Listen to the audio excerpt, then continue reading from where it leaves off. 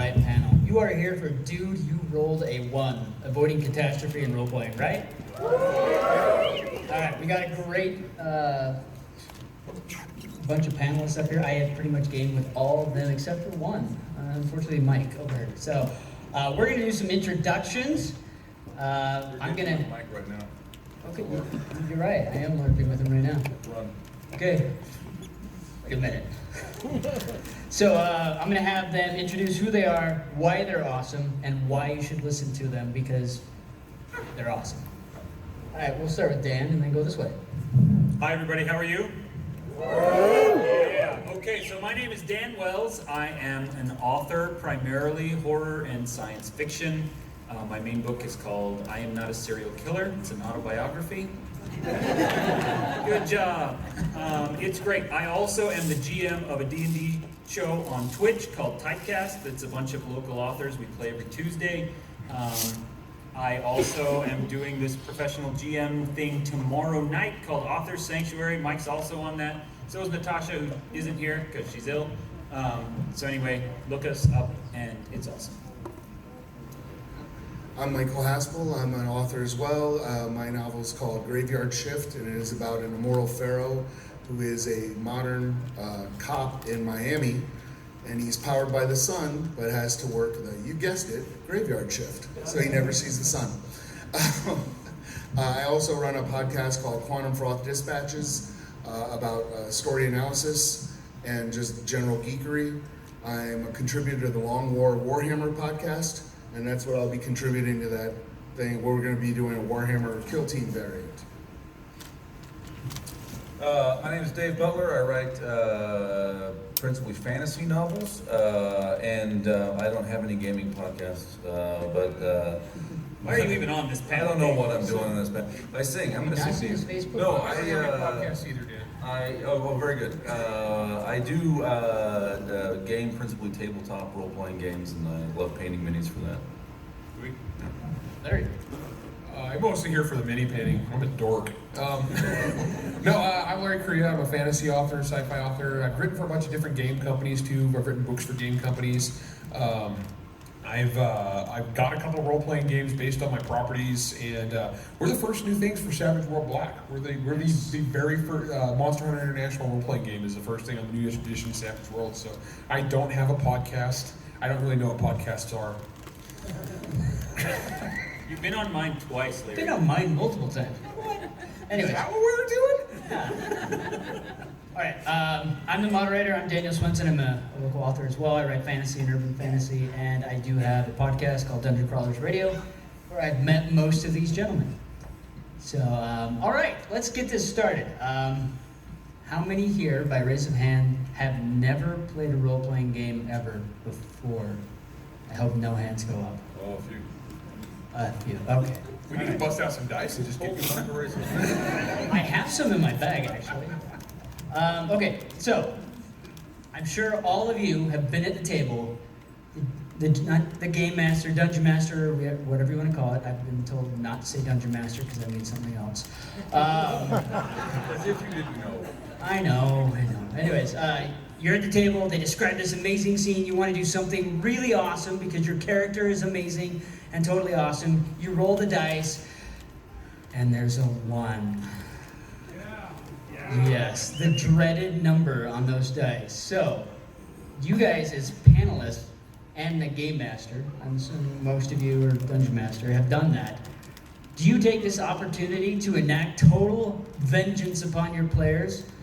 Or do you use it as an opportunity to introduce a challenge or make the story, somehow further the story in some amazing way? Did they bring snacks? You do get a bonus. Maybe they brought some gummy bears and some Mountain Dew. Okay, well, that changes things. I got an example. So one time we were playing a game. Actually, it was a bunch of us were in it, and Paul Janess was running. It was another local writer, and it was a big con game at LTUE. There's like 30 people playing. Okay, it was a big mega game, and Paul's GMing this, and I was the leader of the giant tribe. I had an intelligence of 3. That's when I was at work. You were an orc. He was the orc tribe, and so I was Lorch, Dragon Puncher. It was Lorch, son of Lorch's dad. And then Pat Tracy was my buddy, and he had an intelligence of 4, so he was the smartest giant. And we committed to this, right? So we were dumb as hell all night. And so at the very end, what happened was I rolled a 1 fighting this dragon. That's why I was Lorch Dragon Puncher, son of Lorch's dad. And I'm about to die. I'm literally, it's like, according to the rules, I'm dead. So Paul's jamming this. And I was like, okay, well, Lorch is going to go out like a boss. And it's like, okay, Lorch is going to die. And everybody was like, no, because Lorch is really dumb, therefore funny. And so there's other writers. His name is J. Rod Garrett, and I saw J. Rod last night, which was wrong reading the story. J. Rod's one of the giants, but he's like one of the extras, and so he hadn't done anything in the game. He's like, wait a minute, I'm going to try to heal him. And Paul goes, there's no such thing as giant clerics. And J. Rod goes, there is now. He's like, he just discovered his faith. And Paul's like, all right, let's roll to see if you can. And J. Rod's like, roll natural 20. And I'm like, Lorch lives! In that game, I stole Lorch's pee and framed him with the dragon. He literally stole my pee. I peed at one point, and he stole it. I don't know how that came up, but yes, he framed me for dragon kidnapping. Yes. That was an amazing game. That was one that was actually really fun, because I should have died, and it should have been fun, but Paul had mercy, and let J. Rod pull some craziness out of his butt. Like, totally against the rules. It was awesome. Anyone else? Okay. We all said no, and then we all said yes at the same time. I'm going to go first then, because I'm talking. The thing that I have started to do recently, and I wasn't doing this back when I was GMing for Larry, I've started doing it now, is when somebody has a crit fail, I make them describe what happens. And this I learned from Pendragon, where crit fail is not just your attack, but it can be like, how chaste are you? You rolled a 1? Okay. Describe to me what a critical failure of chastity looks like. You know, whatever it is.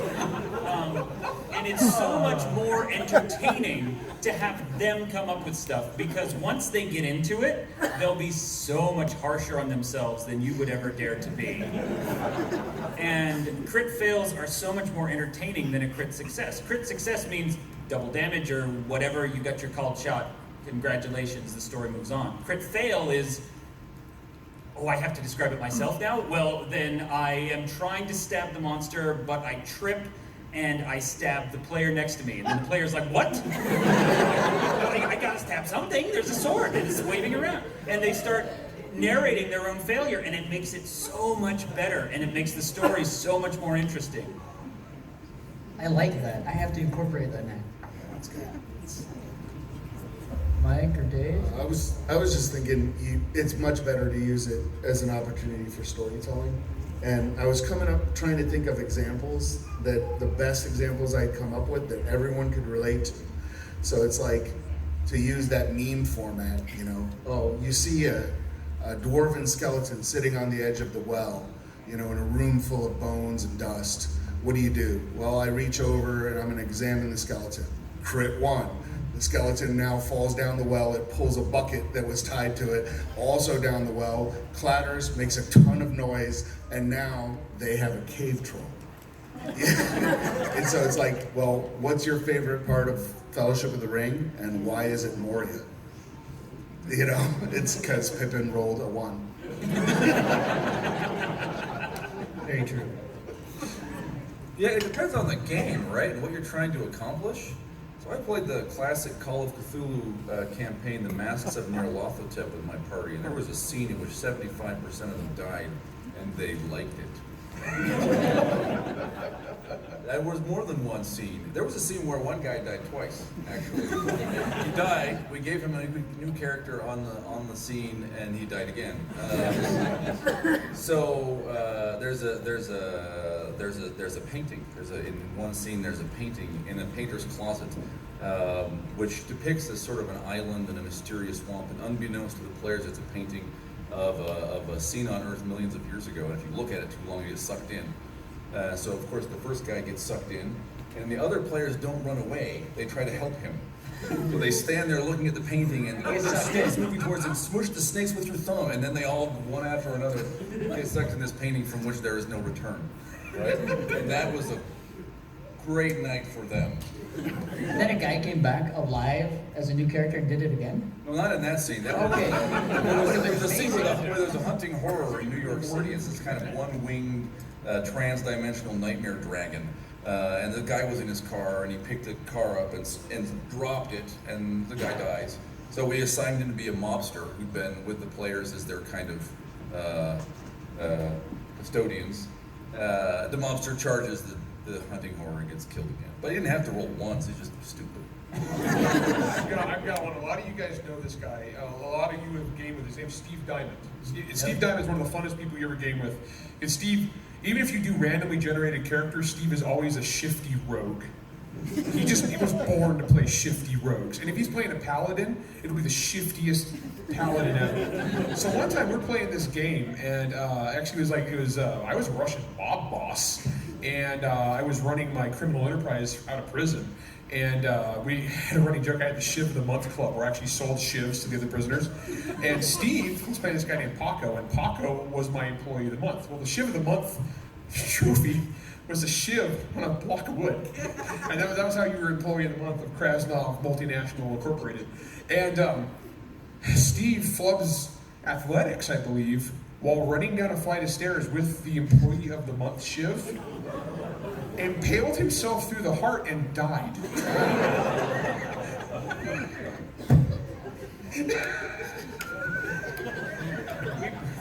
Wow. It's amazing. I did want to interrupt. I was going to talk about the Deadlands game with you and Steve and I that Alan ran, Oh no. where the bad guy could like teleport. And so Bloodbath Deadlands was like Jim. a Weird West thing. His name was Bloodbath Jim. We had like this steam-powered tank, and we're like, we'll stay inside of the tank. We won't be, the guy, Bloodbath Jim, is not going to kill us. He teleports inside of the tank, and we're like, okay, Steve, he stabbed you. Roll location hit to see where in the junk. Then, It sounds like double ones on 2 6s to get in the jump. purely by chance, Bloodbath Jim in other fights down the line would stab him in the junk every single time. And it was a permanent injury, which was also a 1. So Steve was playing a voodoo priest from New Orleans. And Bloodbath Jim teleported in, stabbed him in the junk, permanent wound. And he was like, and he was a ladies' man, was his thing. And he had it reversed. He had like this really expensive restoration spell that can make him whole again.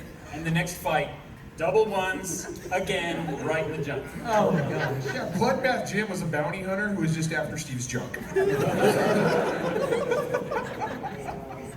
This is the reason why ones are awesome. They make the story fun. Same campaign, I was a gunslinger, and I took that in Deadlands. There's this one trait that's a positive for you but a negative for your party. And it was like, if you're attacking but you roll a 1, you actually you shoot another person in your party. So you do more damage all the time, but if you roll a 1, it's a critical failure and you shoot one of your people. Well, for whatever reason, they decided that every single time I screwed up in the entire campaign, I shot Pat Tracy. Same guy. One time, I didn't just shoot him, and then one time he wasn't even in the scene. Like, he was way off to the side. I went to shoot this guy, like quick draw, shoot this guy, and I rolled a 1. Pat's like down the street. So we decided that there was a ricochet, and the bullet flew back down the street and clipped him. He wasn't in the scene. And one wasn't just, it was a hand-to-hand thing. One time his character was a martial artist and was wrestling a dude. And I didn't want to shoot into this, and so I ran up to, I was like, I'm just gonna kick the guy. I mean, I've got all these bonuses, he's on the ground.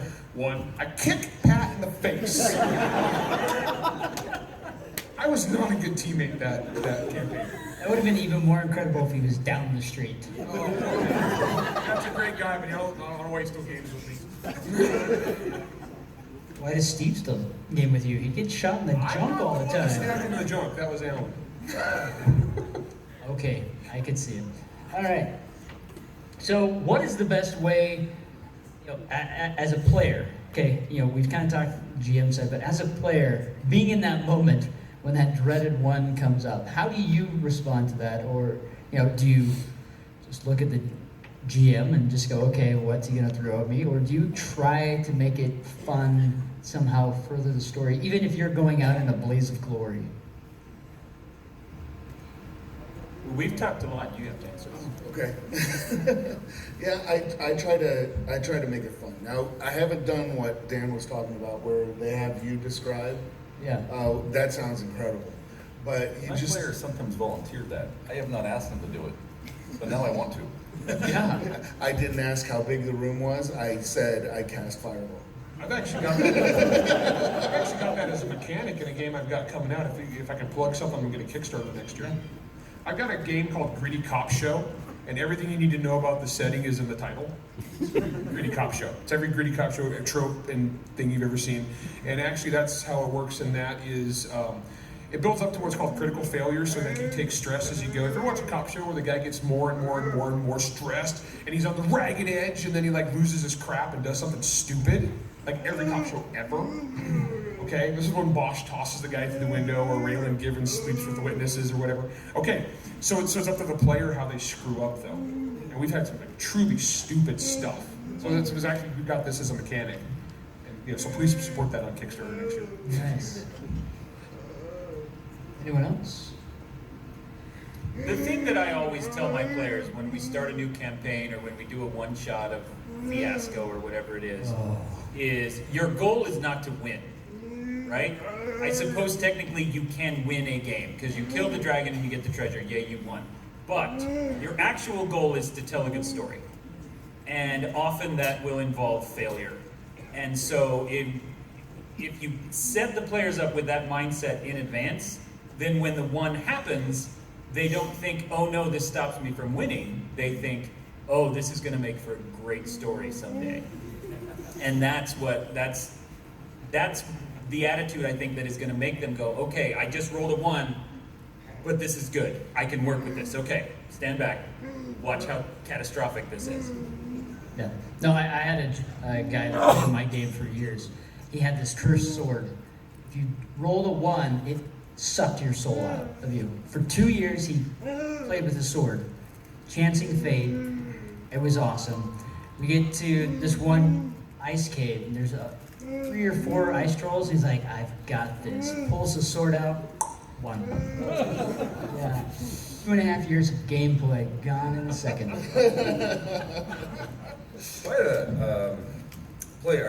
I'm game master for a RuneQuest campaign, and there was a recent episode where the heroes are reenacting a bit of dwarf mythology.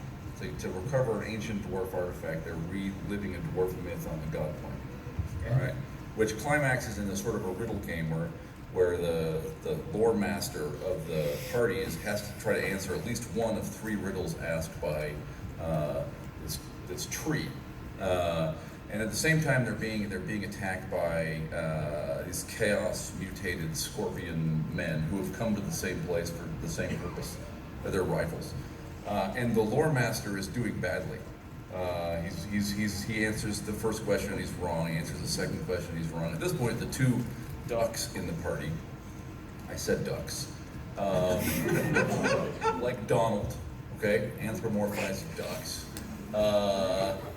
Have climbed up a cliff, and they have this elastic shield, and so they're going to attack the queen of the scorpion men by jumping down at her. And it's a bit of a fiasco of an attack. They miss and they go bouncing away. But the tree says, "What was that?" And the lore master says, "2 ducks. That's it. I answered a riddle. I win."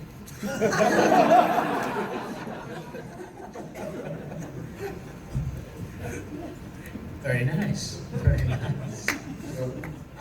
We did one where it was like getting a good story out of a critical failure.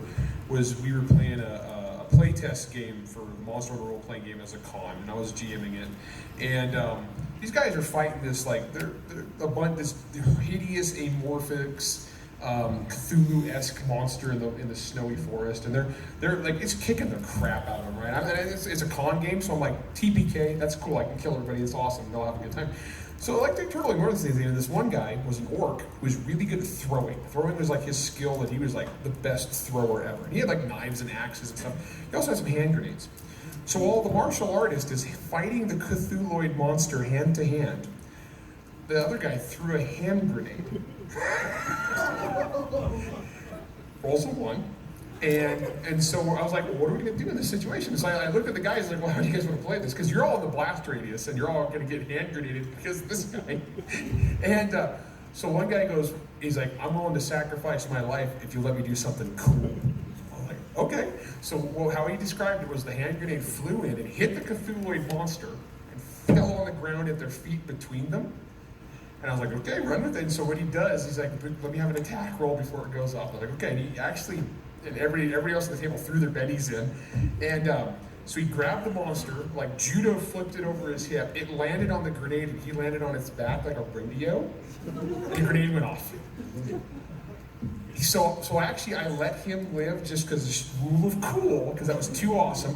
And I put that scene in the last book I wrote.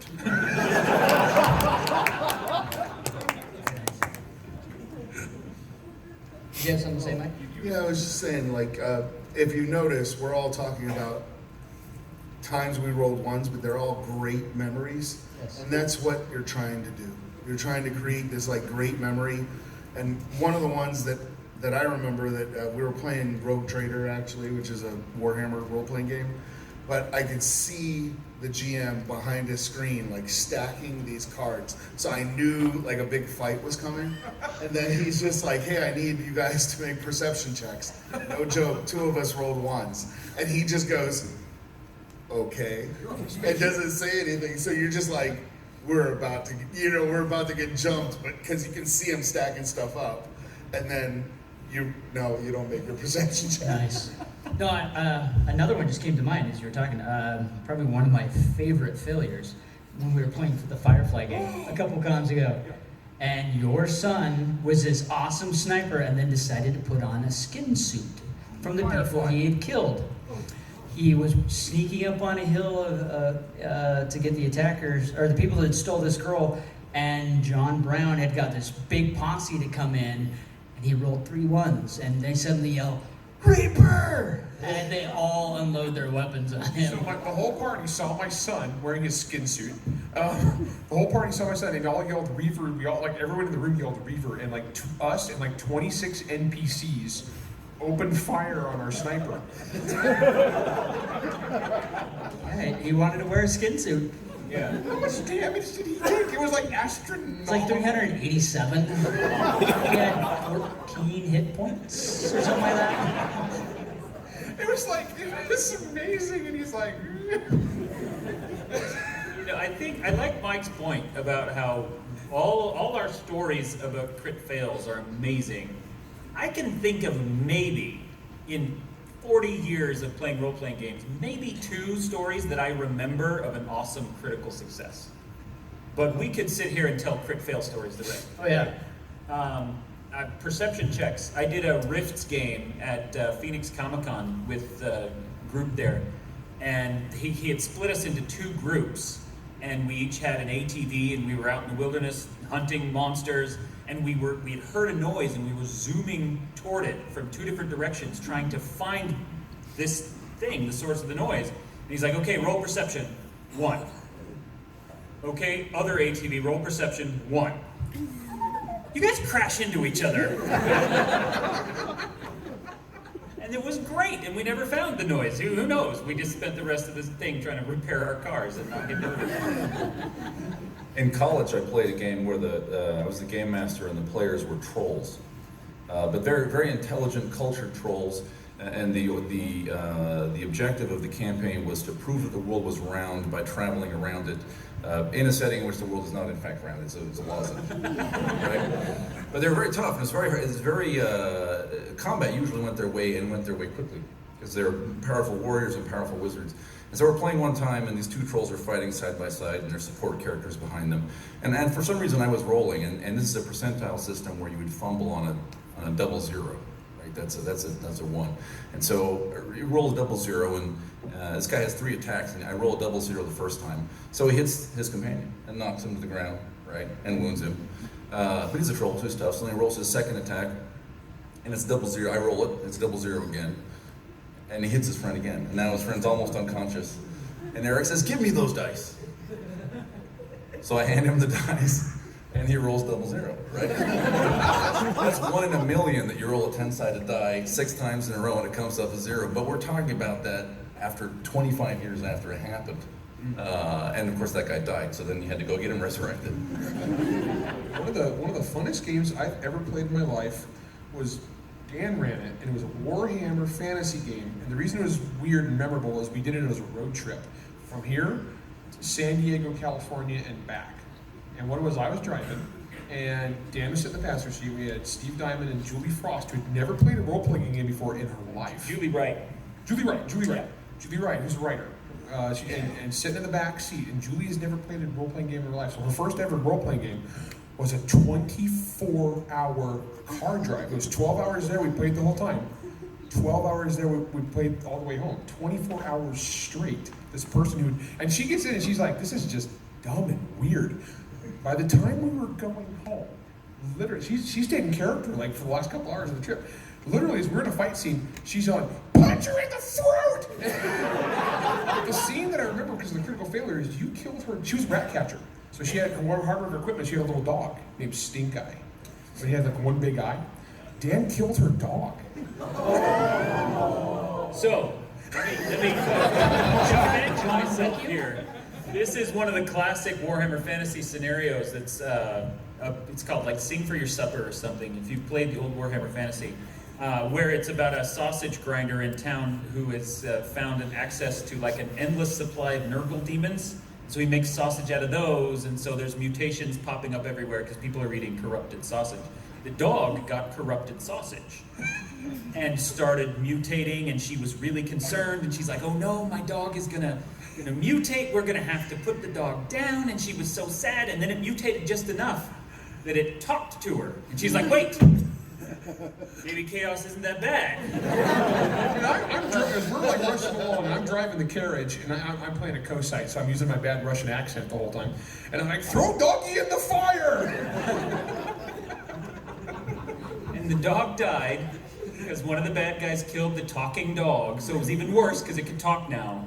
And then Julie, like all pretense of ladylike behavior was out the window, and yeah, she murdered the shiz out of the bad guy. She went on, before that though, she went on like a 5-minute monologue about how much she loved her dog, like a heartfelt, in tears, in character monologue about all her dog meant to her. At the end of the campaign, I took our end of the game, I took our reward, our monetary reward, because I was a cowardly sucker. And I took my reward and I bought her a new dog. And I bought her like a 250-pound wolfhound. And we named him Stink Eye 2. Okay, so on the subject of role-playing games. Just play with Steve. So we were in, and it was Nick Dianatka, who's another friend of ours. And he was playing, like, you know, the fancy debonair guy, the scoundrel Han Solo guy. But because it's a Warhammer setting, there was a chaos artifact, and I warned him, before you use this, every time you use this, you might gain some corruption points. And if you get too many, you might gain a mutation. He's like, okay, I'll take that risk. And we're in the middle of a fancy party. I love putting fancy parties in, you know, where you dress up nice and you have to pretend like you know which fork to use and all that kind of stuff. And he's in the middle of this, and he gets that one last corruption point that triggers a mutation. So I'm like, okay, roll on this. It's a percentile table, and you know, there's all the little mutations, and then if you roll a 100, double zeros, it says roll again twice. So that's the crit fail, right? But he rolled at least 3 times the crit fail, so he ended up with like 6 mutations. So it's not just an extra eyeball in your armpit or whatever. It's a giant cloud of buzzing flies, and your arm is now a tentacle, and your hair is now crab claws, and just thing after thing, so many mutations, just instantly, he just turned into a full-blown chaos demon in the middle of the dinner party, and it actually destroyed the game. Like, we couldn't play after that, because we looked around and we're like, we either retcon this, or you roll a new character, or what do we do? It was awesome there. I had an incident with one of my players, something very similar. He only did it twice, though. So he suddenly grew a tail with a head on the end that started talking to him demonically and talking him into doing bad things. So, yeah, it was awesome to try to have that character around, because it's like, dude, go stab him. he's my friend. Doesn't matter, he stole your life. I mean, just horrible, horrible things. And it would slowly eat away at his sanity to the point he started doing Davey everything. Berkowitz's dog. So, well, I mean, we're getting... Do you guys want to ask questions? Are you guys open to asking questions, or do you just want us to keep talking? Okay, There's a mic here. there's a mic here. Come up to Walk that, up here and ask form your a line. questions.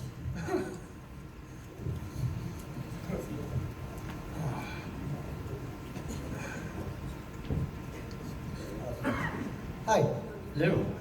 So, one of my favorite kind of crit fails is talking crit fails, like be it trying to lie or bargain. So, do you guys have any good just talking crit fails that you've experienced?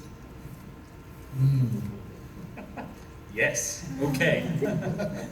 And So, we did a Legend of the Five Rings campaign, which is medieval fantasy but Japanese instead of European. And in that setting, diplomacy is every bit as deadly as fighting, and arguably far more deadly. And I can't remember who the players were. It wasn't the big campaign that I did with Larry. It was a different one, and we were in there, talking to the lord of the castle, and a crit fail in that situation just got the guy beheaded, just straight up. Like, that was how it ended. Hey, I was wondering if you were familiar with the concept of failing forward. It's something I found really handy. Quick example, we're running like a Big Smoke campaign, like basically like Harry Potter with comedic hijinks. A muggle gone to campus, PC was following him and made an enchanted path illusion to lead him away from campus. Rolls a fail. So, does that mean it doesn't work? No, it works. But he notices her tailing him and thinks she's a fan, stalking him. So, what the player was trying to do succeeded. Because it was more interesting, the consequences came later. And sometimes they come much later, and so they do something, fail, and it works. And then they're just waiting for the other shoe to drop. Have you done any of that? I mean, there are some game systems out there where if you roll a 1, there's a complication that's added, and that doesn't have to be immediate. It could be later down the road. That's fun to do as well. I was going to say, failing forward, Dan mentioned an L5R campaign that we played together. It was kind of legend because what happened is a bunch of writers, and so we all wrote up game fiction as we went.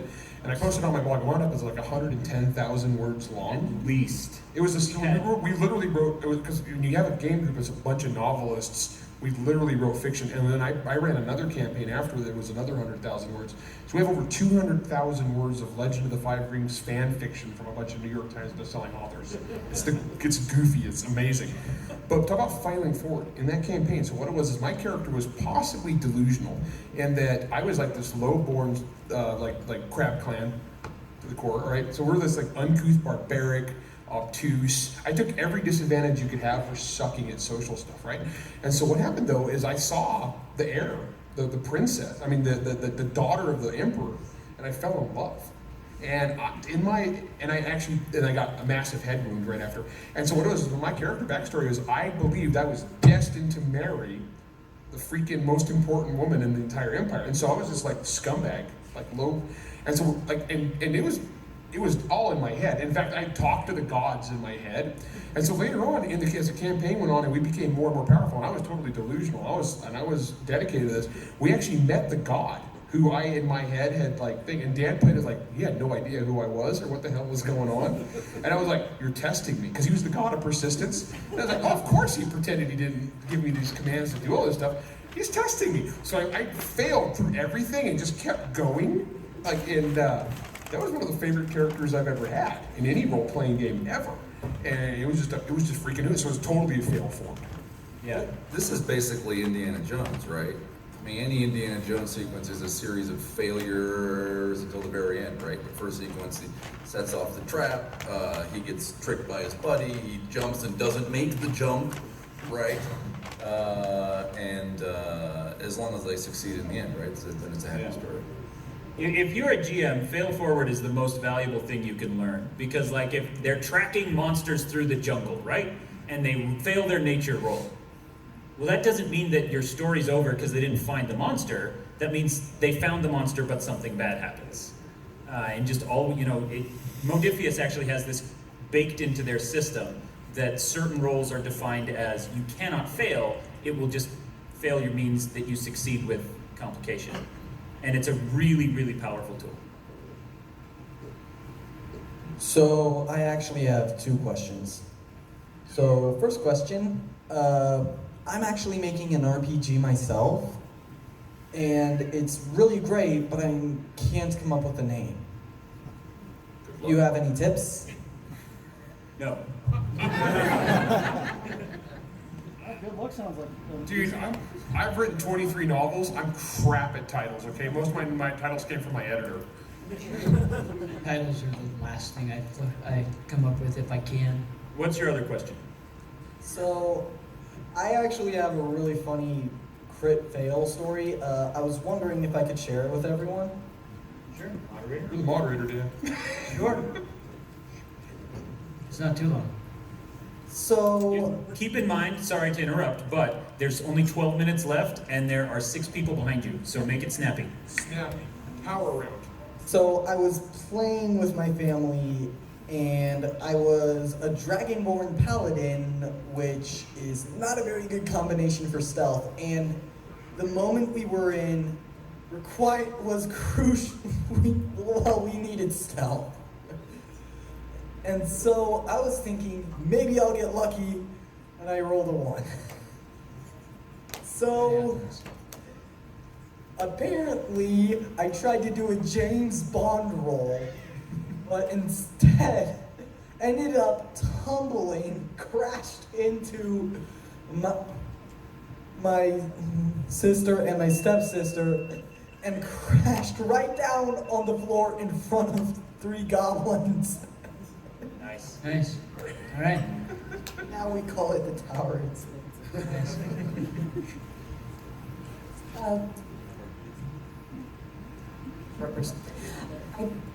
I don't know how familiar you are with the FFG, the systems that they're using recently, but with the narrative dice, one additional complication that you can have is with the right, or rather very wrong combination, you can roll both a triumph, a critical success, and a despair, a critical failure, on the same action or attempt.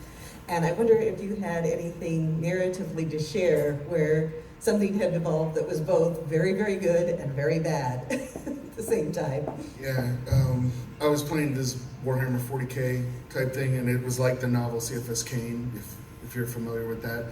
But my guy was a coward, and so he was trying to get out of this attack.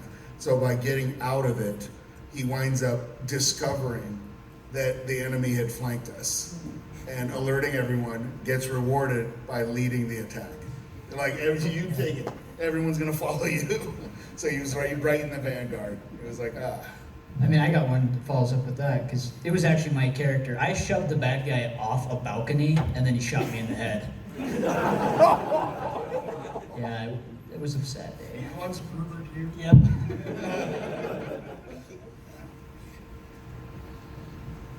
So I have a player in my current group that's notorious for rolling 1s. It's kind of the running joke. It always seems to happen in battle, and I always just say, oh, you shoot your teammate right in the butt. But I want to try and take it to the next level, since she does it so often. Just wondering if you had like any advice other than, oh, you shoot your teammate.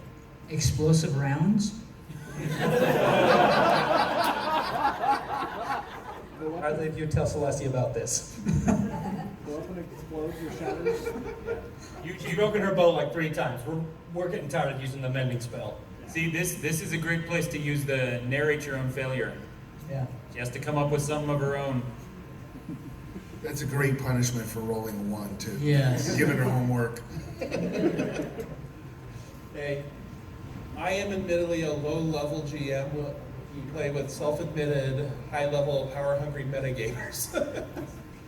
I have found many times that when they're about to break the game, I normally luck out and they rolled out 1. My question is, have you guys ever had different experiences where you've had somebody about to completely break the entire game mechanic, and you were saved by them rolling a 1? Okay, if you're a good GM, you're never in a position, you never let yourself get in a position where just that little tiny bit of chance can destroy your entire campaign. That's just don't do that. Don't. I mean, if you're playing with people who aren't idiots, who totally suck, and they're just rule lawyering everything to death, just don't get there. I mean, avoid it, I'd say. Well, unless you roll 16 mutations at one time, but. So the best way that I've seen someone kill a rules lawyer campaign, by which I mean actually save the campaign and make it fun. And it wasn't really rules lawyery, that's the wrong way to characterize it. But in our L5R campaign, we were we were focused on the story and everything, but we were all very much power gaming the fights. And then we invited Paul Janess to join. And he was also Crab Clan, but he was the monk. What do they call the monks in? Cooney Witch Hunter. Yeah, I remember all And this. so we get into a fight, and the party's camping out at night, and raiders come into the tent in the middle of the night, and everyone is up, and they're like, of course I have my armor on, of course I have all of this, we're gonna make this fight. And we got around to Paul Janess's turn in the initiative order, and we're like, okay, what do you do? And he says, I pray. Really, that's all you're gonna do? Yes. And then, okay, everyone goes around, everyone's fighting, everyone's killing like 10 bandits per turn. We get back to him. It's your turn, what do you do? I apply my war paint. And everyone in the party was like, oh, there's this whole culture and this whole storyline we can interact with in a way that we haven't been so far. It completely changed the flavor of the campaign. And we didn't have to rely on a 1, so it doesn't actually answer your question, but it did stop the power gaming cold. From that session on, everyone was far more into the story than they had been in the past, and far more into the kind of culture of the setting and the world, and they were engaging with it. It was really cool. So maybe you could have NPCs do that instead. If you are concerned, it sounds like you have a mismatch between what you want out of the game and what they want, maybe. Well, they tend to enjoy the game, but just every once in a while we'll end up in this situation where even if I DM screen semi-flub what's going on, they're still trying to power. We're on it. We got a couple minutes. So we can do one more, and then we gotta wrap up. Sorry, guys. Okay, so I'm a GM, and I have a player who's not really like wanting to follow my rules, and they're like kind of like going off on their own, not with the party or anything. Is there like a way I could like, any tips on like players like that? To corral them? Okay, this is called malicious compliance. Guy wants to go off on his own without backup. You show him what it happens if he gets jumped without backup. Yeah. He dies in the next fight and he has to roll a new character. And the next time he goes off without backup, he dies in a fight and has to roll a new character. I need you to make a perception check, and then I need you to roll up a new character. I was gonna say something very similar over here. If your players want to be murder hobos, you don't like it, show them what a world full of murder hobos looks like, and then offer them an alternate, right? You're asleep, you fell, you're stampeded by rivals, right? You never wake up. And then show them an alternative. And I think something that's really been effective in role-playing games, I think, is having the characters have a community. Yes. And like NPCs, Families. they care about families that matter, being involved in the agricultural cycle of their community. You gotta be home now because it's harvest, and you're the only one who can watch for enemy raiders while there's a harvest, and they start to care about the setting as if they were real people. If you get somebody, honestly, like getting beyond the thing, this is just adult human interaction. If you get somebody who's just a total douche who ruins the fun for everybody else, think of everybody else, kick his ass out. Yeah. Adios. Just say that, yeah. Or, you know, Hope you don't want to get to that point. Or have a conversation with them. yeah, the conversation is the intermediate step. I've absolutely gotten to the point before where we've had to kick somebody out. But ideally, you sit down first and you're like, hey, I feel like we have different goals for this campaign. How can we resolve this? What does your character want? What can I do to get your character invested in this storyline? And if that doesn't work, then yeah, he doesn't come back next week. Yeah. All right, so we're gonna wrap up. So if you wouldn't mind letting them know where they can find you, whether it's another panel or panels tomorrow, or what booth or table you're at, and we'll go from there. So we'll start with Dan and go this way. Where we are? Where you're located, where they can find I you. am at the same booth as several people on this panel. It is Bard's Tower. It is 7:29. I actually will not be there tonight, but I'll be there most of the day tomorrow. And you can come find me there. Also, if you are at all interested in my D&D Twitch show, Typecast, I've got a bunch of cards up here. Come grab them. I'm also at the Bard's Tower, and my cards are better than his because I have a recipe for sangria on the back. I'm persuaded.